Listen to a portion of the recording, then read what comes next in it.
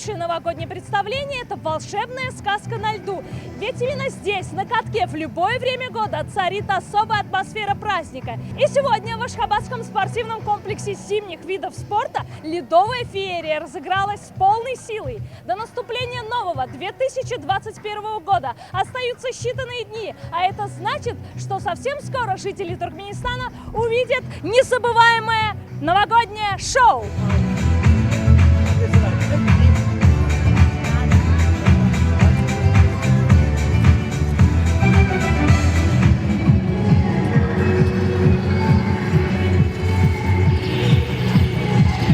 Яркий новогодний подарок туркменские фигуристы начали готовить задолго до главного праздника зимы. В своих показательных выступлениях юные спортсмены смело воплощают самые разные образы. От сюжетов восточных легенд до спортивных танцев на льду с национальным колоритом. Мы были у вас на генеральной репетиции, а сегодня состоялась новогодняя запись концерта. Расскажите, пожалуйста, все ли удалось и какое у вас новогоднее настроение?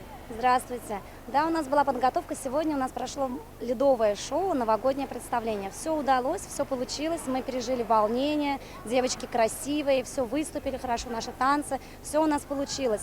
То, что мы запланировали, нам все удалось. Сюжет сказки у нас был такой. У нас были вальс, принцессы, были снежинки, были бабаёшки, нечистая сила, нечисть в ролях, были восточные красавицы. То есть еще выступали маленькие елочки новогодние. Деткам все удалось, все получилось. Пользуясь случаем, хочу поздравить всех с наступающим Новым годом и пожелать всем в Новом году побольше здоровья, всех благ и успех в Новом году. Спасибо вам большое.